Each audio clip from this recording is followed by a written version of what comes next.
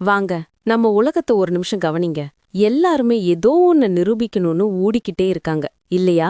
நமக்கும் ஒரு கஷ்டம், ஒரு புறக்கணிப்புன்னு வரும்போது நாமளும் என்ன செய்றோம்? அதேதான். அவங்கள விடாம தொரத்துறோம், திரும்ப திரும்ப மெசேஜ் பண்றோம், நம்மள புரிஞ்சிக்காதவங்க கிட்ட போய் நம்ம நியாயத்தை எல்லாம் விலக்கி சொல்ல ட்ரை பண்றோம். ஆனா இப்படி பண்ணும்போது நாம தெரியாமலே நம்ம சக்திய அவங்க கையில குடுத்துடுறோம்னு நம்ம உணர்றதே இல்ல. உண்மையான பவர், நிஜமான பலம் எங்க இருக்குன்னு தெரியுமா? ஒரு விளக்கம் குடுக்கறதுல இல்லங்க, அமைதியா இருக்கிறதுல தான் இருக்கு. ஆமா, ஒருத்தர் நம்மள மதிக்கலன்னா ஒரு வார்த்தை கூட பேசாம அமைதியா விலகி போறது தான் உண்மையான மனோதிடம். இந்த மௌனம் வெறுமனே சும்மா இருக்கிறதில்ல, இது ஒரு கட்டுப்பாடு, இது சுயமரியாதை. நீங்க இப்படி ரியாக்ட் பண்ணாம இருக்கும்போது மத்தவங்க உங்க மேல இருந்த கண்ட்ரோலை இழந்துருவாங்க.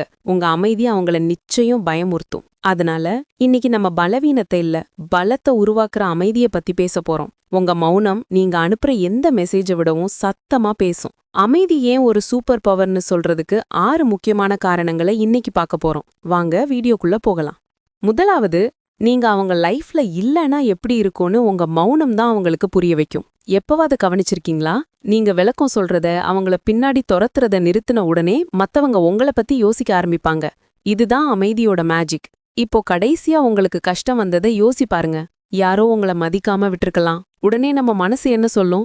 ஏதாவது பேசு, சண்டை போடு, உன் மதிப்பு என்னன்னு காட்டுன்னு சொல்லி தூண்டும். ஆனா உண்மை என்னன்னா, நீங்க அதிகம் பேச பேச அவங்க காது கொடுத்து கேட்க மாட்டாங்க. நீங்க தொரத்த அவங்க ஓடுவாங்க. அத ஞாபகம் வச்சுக்கோங்க. ஆனா நீங்க அமைதியா விலகி போகும்போது என்ன நடக்கும் தெரியுமா?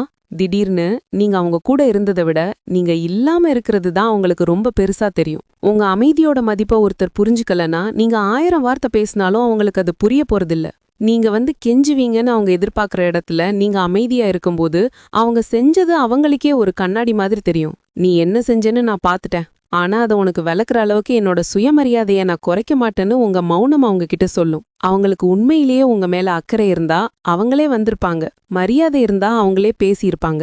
அதனால நீங்க அமைதியா இருங்க. அந்த அமைதியில நீங்க இழந்த சக்தி, இழந்த மரியாதை எல்லாமே உங்களுக்கு திரும்ப கிடைக்கும். 2வது காரணம், நீங்க அமைதியா இருக்கும்போது உங்களுக்குள்ள இருக்கிற உண்மை நல்லா கேக்கும். இந்த உலகம் ரொம்ப சத்தமான இடம். ஆனா அமைதி என்ன பண்ணும்னா, மத்தவங்க சொல்றதை இல்ல, உங்களுக்குள்ள இருக்கிற குரலை கேட்க உங்களுக்கு உதவும். கஷ்டம், துரோகம், குழப்பம்னு வரும்போது நிறைய பேர் அடுத்தவங்க கிட்ட போய் ஐடியா கேட்க ஓடுவாங்க. ஆனா மனசுல தெளிவு இருக்கிறவங்க என்ன பண்ணுவாங்க? அமைதியாகிடுவாங்க. நீங்க உண்மையிலேயே அமைதியா இருக்கும்போது உங்க மனசு ஒரு தெளிவுக்கு வரும். அப்போ சில உண்மைகள் உங்களுக்கு புரிய ஆரம்பிக்கும். அட, அவங்க என்னைய மதிக்கவே இல்ல, நான் தான் அதை ஏத்துக்கல. அவங்க போனதுக்காக எனக்கு கோபம் வரல, நான் ஏன் இவ்ளோ நாள் அவங்க கூட இருந்தேன்னு தான் கோபம் வருது. எனக்கு விளக்கம் தேவையில்ல, எனக்கு நிம்மதிதான் தேவை. இந்த மாதிரி உண்மைகள் உங்களுக்குள்ள இருந்து வெளியே வரும். உங்க உணர்ச்சிகள் என்ன சொல்லும்? கத்து, அவங்கள துரத்து, விளக்கம் கொடுன்னு கத்துட்டே இருக்கும். ஆனா உங்க மனசாட்சி மெதுவா சொல்லும், கண்ணியமாயிரு, நிம்மதியாயிரு, அவங்கள போக விடுன்னு. 3வது காரணம், ஒரு தெளிவுக்காக நீங்க கெஞ்சுறது உங்களுக்கு நீங்களே செய்யற துரோகம். ஒரு உறவு முடியும்போது, இல்ல ஒரு பெரிய பிரச்சனை வரும்போது ஒரு கடைசி விளக்கம் கிடைச்சா நல்லா இருக்குமேன்னு நாம நினைப்போம். ஆனா ஒருத்தர் உண்மையிலேயே உங்க மேல அக்கறை வச்சிருந்தா நீங்க விளக்கத்துக்காக கெஞ்சவே தேவையில்ல. அவங்களே அத மரியாதையா கொடுத்திருப்பாங்க. அவங்க கொடுக்கலனா உங்க மௌனம்தான் அந்த உறவோட முடிவுன்னு நீங்க ஏத்துக்கணும். நான் என்ன நினைக்கிறேன்னு சொன்னா போதும், என் தரப்ப விளக்கினா போதும்னு நாமளே நம்மள சமாதானம் பண்ணிப்போம்.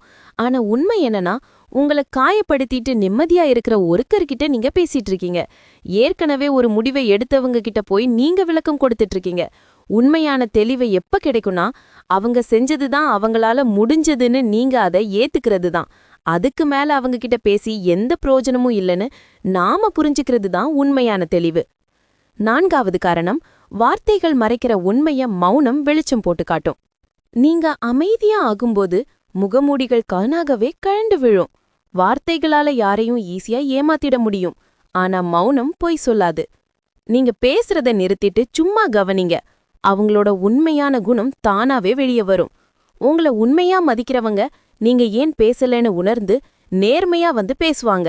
உங்கள வெறும் பயன்படுத்தினவங்க நீங்க எதுவும் கொடுக்காதப்போ தானா காணாம போயிடுவாங்க. உங்கள வம்புக்கு இழுக்க ட்ரை பண்ணவங்க நீங்க ரியாக்ட் பண்ணாட்டதால கோவப்படுவாங்க. வார்த்தைகள் ஒரு மாயங்க, மௌனம்தான் நிஜம். 5வது காரணம், விளக்கம் கொடுக்காம இருப்பதுதான் தன்னம்பிக்கையின் உச்சக்கட்டம். யாராவது நம்மள தப்பா புரிஞ்சுக்கிட்டா நமக்கு வலிக்கதான் செய்யும். உடனே நாம என்ன பண்ணுவோம்? விளக்கம் கொடுக்கணும்னு நினைப்போம். ஆனா ஏற்கனவே மனசுல ஒரு முடிவோட இருக்கிறவங்க கிட்ட போய் விளக்கம் கொடுக்கறது தன்னம்பிக்கை கிடையாது. அது ஒரு விதமான பயம். உங்களை நீங்க விளக்கி சொல்லாதது ஆணவம் இல்லைங்க, அது மன அமைதி. ஏன்னா உங்க நோக்கம் சரியானதுன்னு உங்களுக்கு நல்லா தெரியும்.